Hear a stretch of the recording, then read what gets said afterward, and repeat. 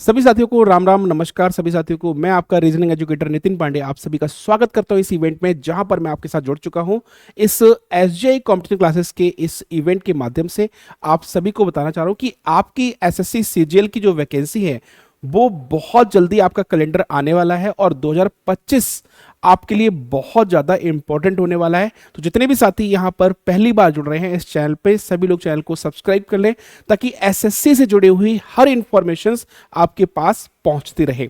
अगर हम बात करें तो आज का हमारा उद्देश्य क्या है कि एसएससी जो न्यू एग्जाम है उसमें कैलेंडर 2025 का कब तक आ सकता है, और इसके अलावा सीजीएल 2025 का नोटिफिकेशन कब होगा, और ये सारी जानकारी हम आपके सामने लेकर हाजिर हो चुके हैं।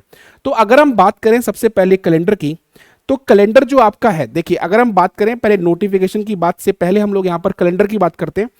कैलेंडर जो आपका है वो नवंबर, आपका कैलेंडर जो है, कैलेंडर इस बार का नवंबर,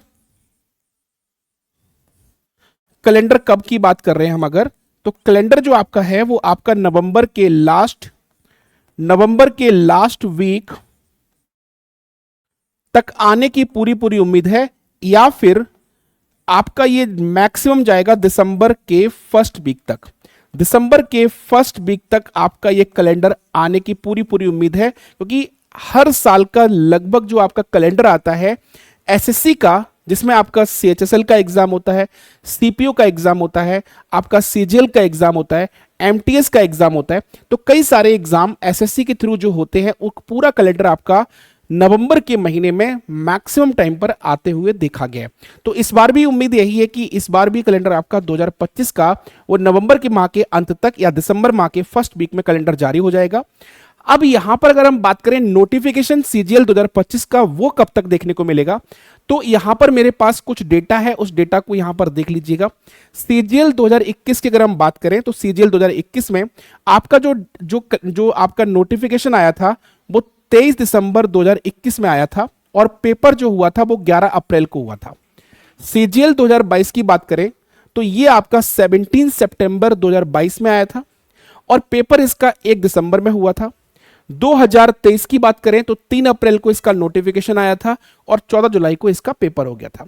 2024 जो अभी वर्ष चल रही है इसमें आपका जो नोटिफिकेशन है वो 24 जून को आया था, और पेपर जो है 9 सितंबर को देखने को मिला था।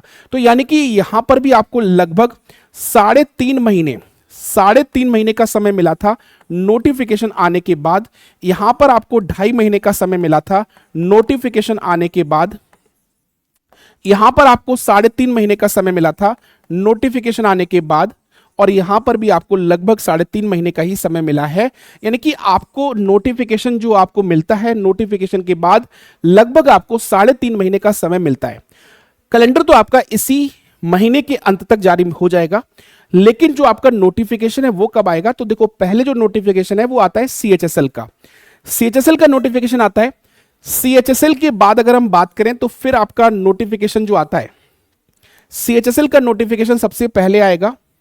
सीएचएसएल के बाद अगर हम बात करें तो फिर आपका नोटिफिकेशन आता है एमटीएस का, और इसके बाद आता है आपका सीजीएल का, और एग्जाम भी आपके इसी सीक्वेंस में होते हैं। हालांकि इस बार जो आपका एग्जाम हुआ था वो एमटीएस का एग्जाम बाद में हुआ है और सीजीएल का एग्जाम पहले हो गया, लेकिन मैक्सिमम और पिछले सालों की तुलना की जाए तो आपका जो सीक्वेंस है वो इसी तरह से रहता है। पहले आपका सीएचएसएल का नोटिफिकेशन आता है, फिर आपका एमटीएस का आता है, और फिर आपका सीजीएल का नोटिफिकेशन देखने को मिलता है, और इसी तरह से पेपर होते हैं। पहले सीएचएसएल का पेपर होता है, फिर आपका एमटीएस का होता है, और फिर आपका सीजीएल का होता है। तो अगर हम बात करें सीएचएसएल की, तो सीएचएसएल का जो नोटिफिकेशन है ये आपको मार्च महीने में देखने को मिल सकता है। एमटीएस का जो नोटिफिकेशन है वो आपको अप्रैल के महीने में देखने को मिल सकता है, और यहां पर सीजीएल का नोटिफिकेशन मई मंथ में आपको देखने को मिल सकता है। यानी कि मई मंथ में अगर आपको नोटिफिकेशन देखने को मिलेगा तो मई जून में अगर नोटिफिकेशन आ जाता है तो जुलाई अगस्त सितंबर अक्टूबर में आपका पेपर अगले साल भी होने की पूरी पूरी उम्मीद यही रहने वाली है। इसके बाद अगर हम बात करें तो अब जो एक्सपेक्टेड वैकेंसी है, अभी अगर हम बात करें एक्सपेक्टेड वैकेंसी आपकी 2024 की, अगर मैं बात करूं 2024 की, तो 2024 में जो वैकेंसी थी आपकी वो आप सभी को पता है 17,727 वैकेंसी आपको देखने को मिली थी। 2024 के अंदर 17,727 वैकेंसी देखने को मिली थी। इस बार वैकेंसी कम होंगी या ज्यादा होंगी, ये बहुत लोगों के मन में क्वेश्चन है। सबसे बड़ी बात यह है कि जीएसटी डिपार्टमेंट और इनकम टैक्स डिपार्टमेंट में आरआर जो है ये पास हो गया है, और आरआर पास होने का मतलब है कि वैकेंसी जो आपकी है वो इंक्रीज होगी, यानी कि इन डिपार्टमेंट में वैकेंसी आपको अच्छी खासी देखने को मिलेगी।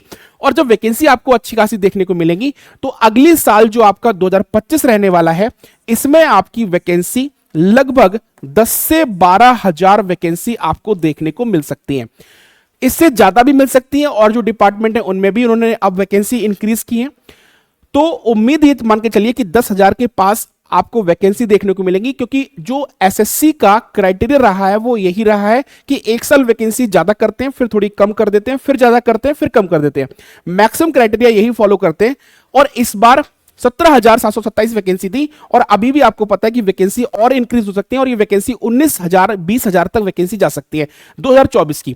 2025 की बात करें तो वैकेंसी आपको 10 से 12,000 देखने को मिलेगी, और 10 से 12,000 भी एक अच्छा नंबर है, यानी तैयारी आप जम के कर सकते हैं। हमारी एसएससी की क्लास डेली चल रही है, आप सभी लोग क्लास में एंजॉय कर सकते हैं, और एसजेई कॉम्पिटिशन क्लासेस को फॉलो करते रहिए। मिलते हैं साथियों नेक्स्ट वीडियो में, तब तक अपना ख्याल रखिए। सभी साथियों को राम राम, नमस्कार, जय हिंद।